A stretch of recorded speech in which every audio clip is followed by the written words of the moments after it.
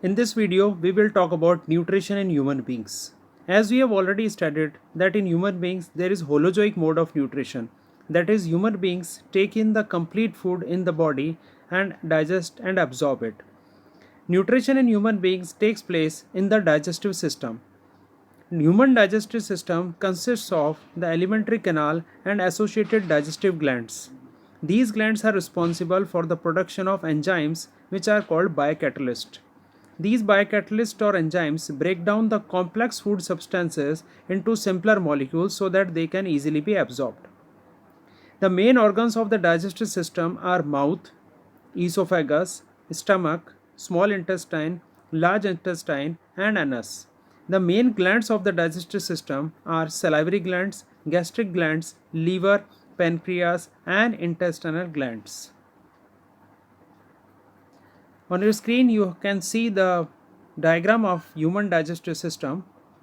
The digestive system begins from the mouth and ends at the anus, and in between, all the parts are shown to you.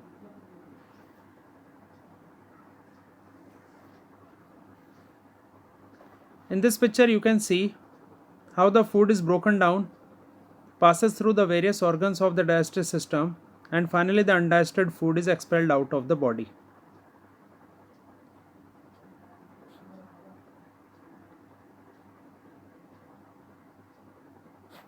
Now we will talk about digestion in humans in detail.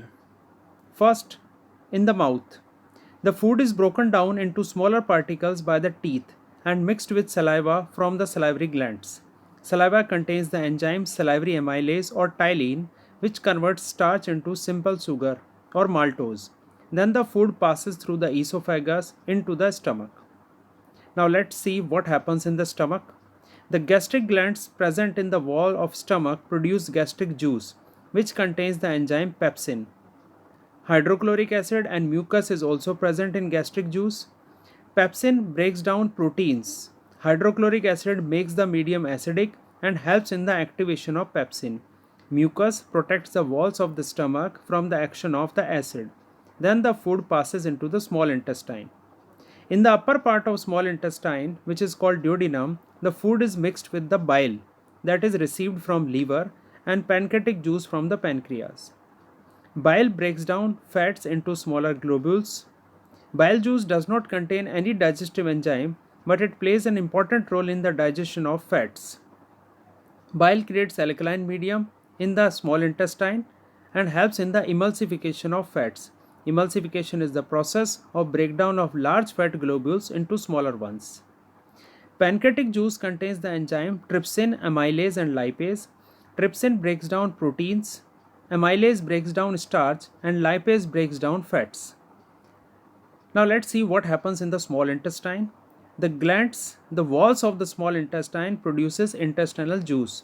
The enzymes of the intestinal juice converts carbohydrates into glucose, fats into fatty acids, and glycerol, proteins into amino acids. These are the end products of the digestion. The walls of the small intestine has several finger-like projections which are called villi, having blood vessels. It helps to increase the surface area for the absorption of the digested food. Small intestine is the seat of complete digestion of the food. It is the longest part of the alimentary canal.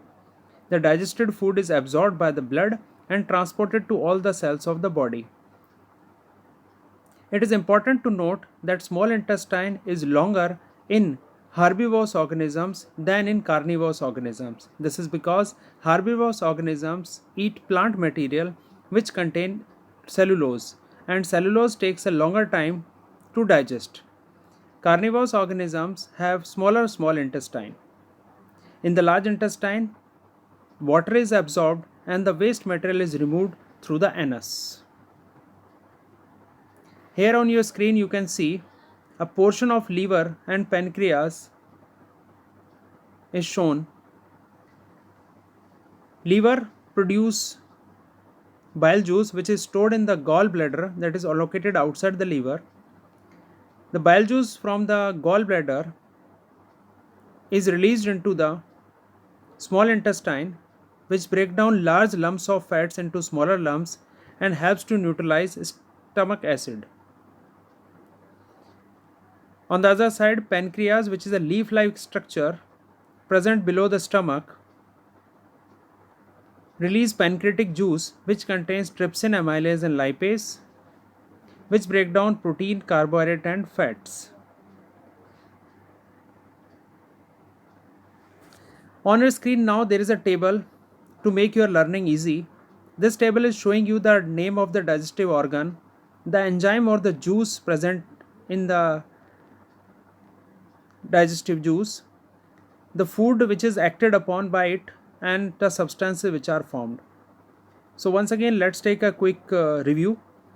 Mouth contains salivary glands which produce salivary amylase enzyme which digests starch into maltose.